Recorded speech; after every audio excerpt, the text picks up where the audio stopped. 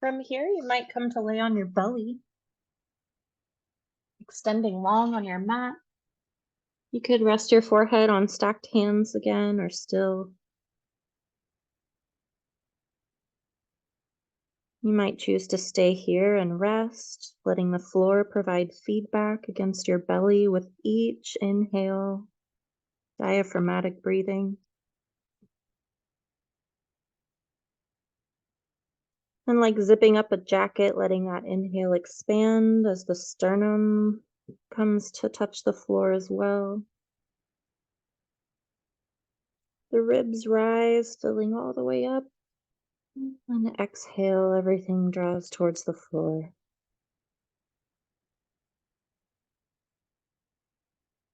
Stay here as you'd like, or practice locust if you may, reaching for bent knees.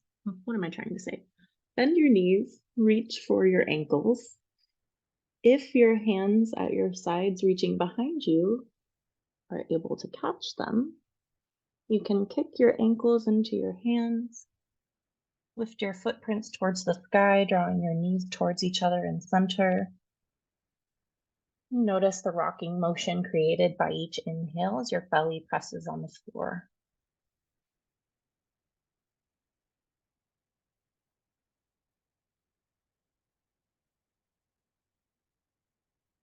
I kind of started with the big option there. Another option, if hands do not connect with ankles today, that is okay, normal. You could just lift ankles and hands away from the floor like Superman or Superwoman, reaching behind you alongside your hips. Still pressing your belly into the mat with each breath in. Using the strong back body. Take 2 more breaths here.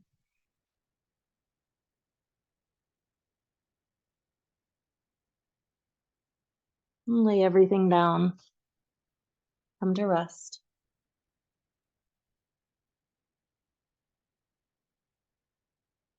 As you're ready, you can press yourself up. Find a seat.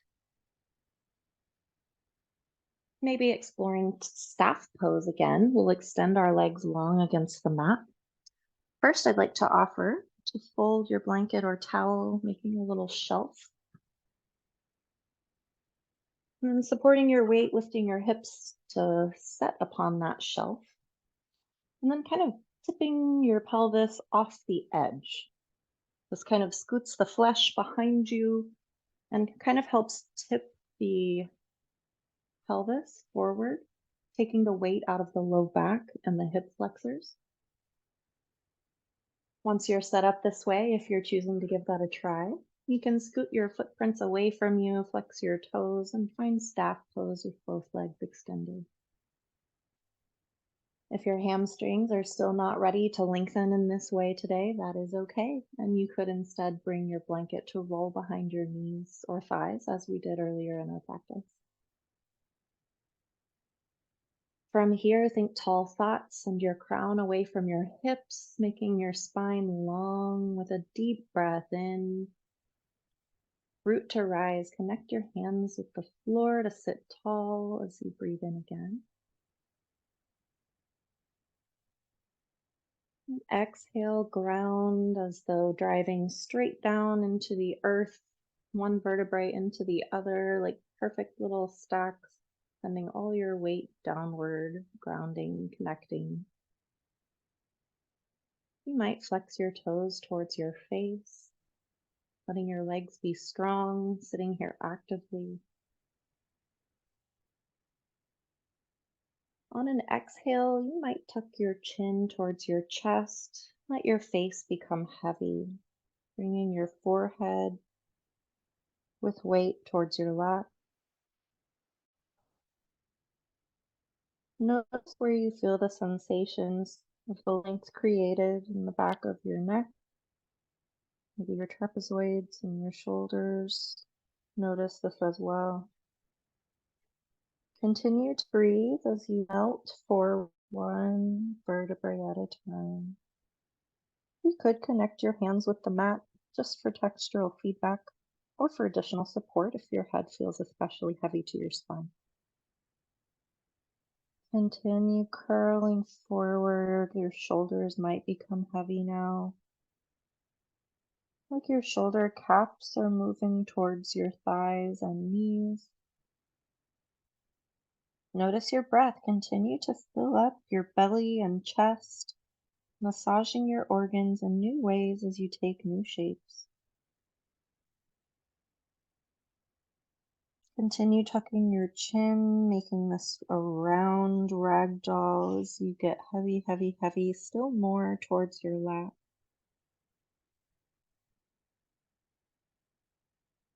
Breathe in. You might notice the buoyancy of your upper body. Breathe out. You might notice its weight. Maybe feeling the length on the backs of your legs now, or in your low back. Honor any sensations of pain. You don't have to come as far forward as you see anyone else doing. Let your body talk to you about your needs right here, right now. You might flex your toes towards your shins again, just bringing your awareness back to the strength on the tops of your legs.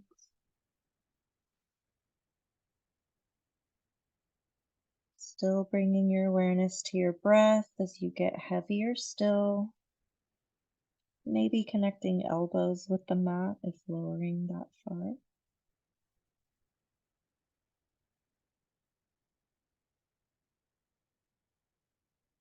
You can stay here as long as you like. Feeling the soft support of the earth beneath you, firm foundation, and also the sweet assistance of gravity, helping us stretch our bodies with our own weight, our own shapes, our own curves. Taking our time. As you're ready, remembering to root to rise. Connect your handprints with the floor, walking them towards your hips, letting your strong arms support your shoulders as you lift your spine away from your lap. Maybe think tall thoughts again as you sit tall once more.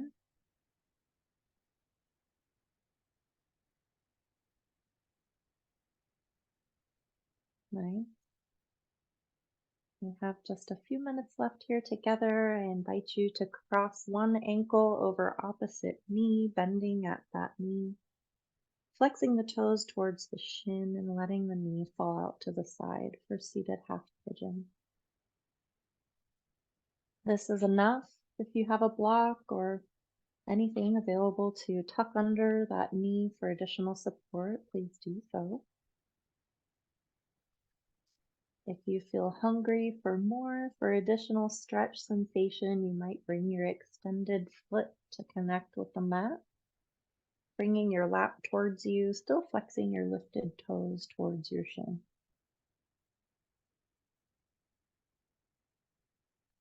If seated on a blanket, it could be nice to move it or to move off of it if your cat is particularly attached to it, like mine seems to be. If you'd like more from this stretch, you can bring your hips towards your planted heel, also bringing your lap closer to your chest. You can also begin to bring this orientation back, lowering your elbows and shoulders towards the floor, and still bringing your planted foot towards you any amount more. You might breathe in, puff up your chest and look up, a little bit of a chest stretch. You could toggle your knees from side to side, adding a small twist, a little bit of a massage in the hip joint. And as you're ready, you might switch sides, bringing your lifted foot to connect with the floor, lifting the other to connect the ankle with the top of the thigh, and flexing those toes towards your shin. You can walk your planted foot towards you, or even lift it with some abdominal strength. Work towards keeping your spine long, though, instead of curling it to create range of motion that isn't necessarily beneficial. Find your version of half pigeon today.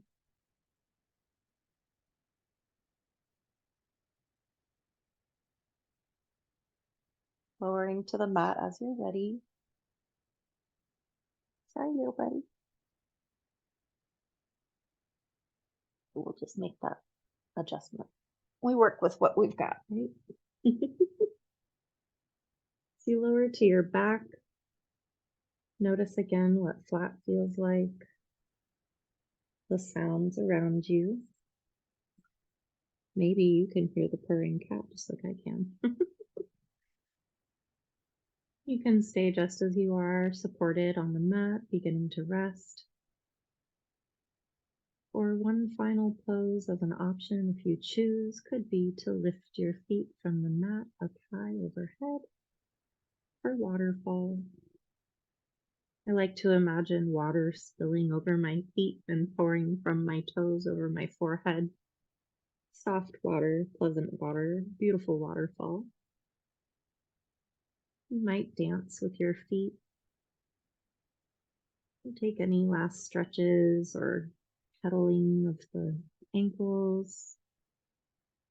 Anything that feels organic or necessary. Appreciating the movement you've taken today and preparing for rest.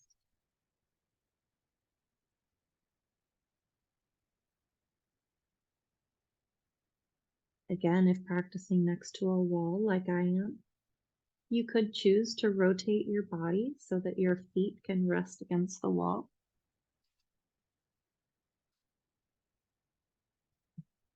That might look something like this. Let's just remove some of the work that your hip flexors do to hold your feet up, and allows additional settling for the nervous system as the heart rate lowers, blood pressure can lower. It could be nice to rest your hands on your belly and chest and notice your breath again.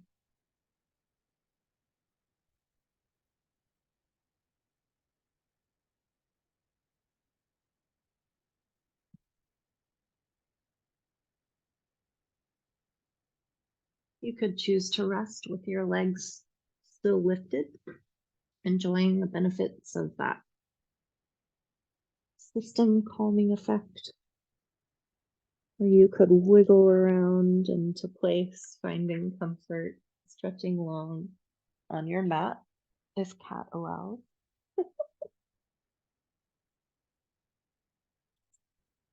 Give yourself support. It could feel good to put your blocks or stacked books underneath your knees, or to roll your blanket and place it behind your thighs, or to cover up with your blanket as your body begins to cool.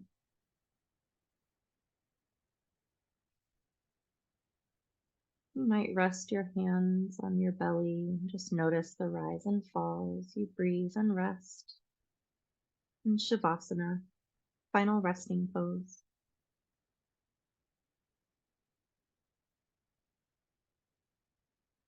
I invite you to consider a seed and how it contains all the nutrients and intelligence that it needs to become the full and beautiful, productive plant that it's meant to be. And first, it has to get muddy and wet and dig deep in the earth and sprout roots, breaking itself open and connecting with the resources around. From there, it transforms, growing bigger outward, reaching towards the sun.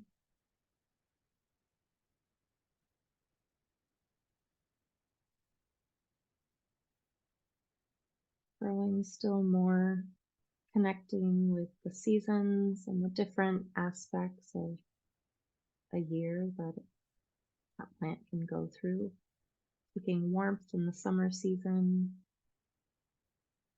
learning to adjust when the seasons transition to cool, and letting go of what it no longer needs before moving towards hibernation for the winter.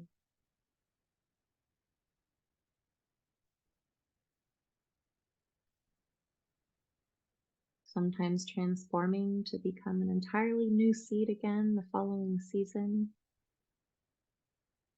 or sometimes going deep again into the earth and building its roots even more from the year before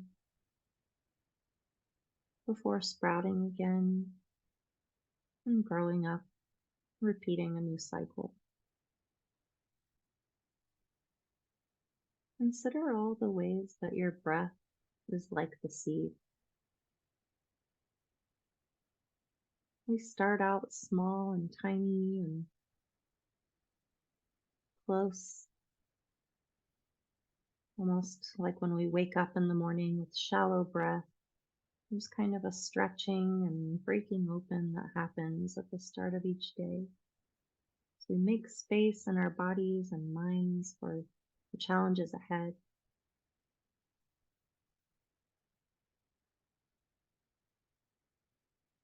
We fill up with new nutrients, growing outward and upward, taking advantage of the resources in our environment.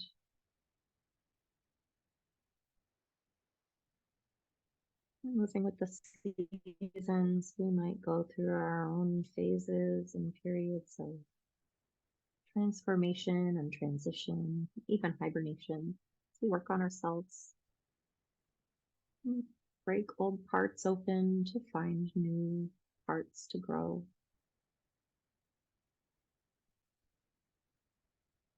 Renewing the cycle again with each breath, with each day, with each moment we bring our thoughts back.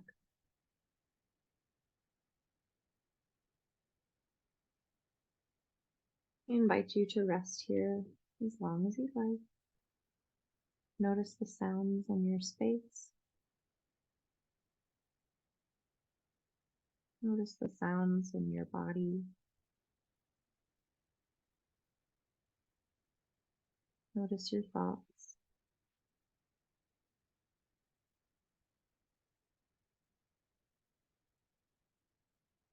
As you're ready, you might roll to one side, maybe growing small, curling in, finding like a fetal position, or like a little fox keeping warm, like a little bunny rabbit or mammal of choice, just curling your knees in towards your chest, maybe making a pillow for yourself, resting here for another breath or two.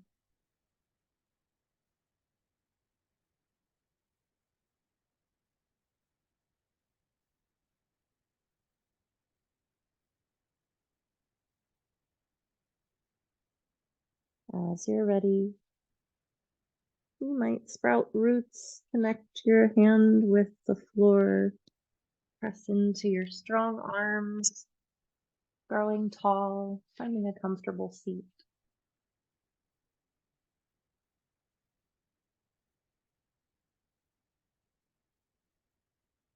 Maybe think tall thoughts. You could choose to sprout your mudras with one or both hands, your Bhu mudra, your earth gesture, connecting your fingertips with the floor, with the earth.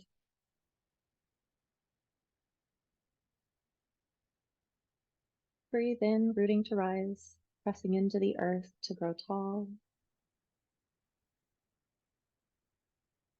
I invite you to connect one or both hands with your person, maybe noticing your belly with one hand and your chest with another. Breathe in, fill up. Breathe out, root down.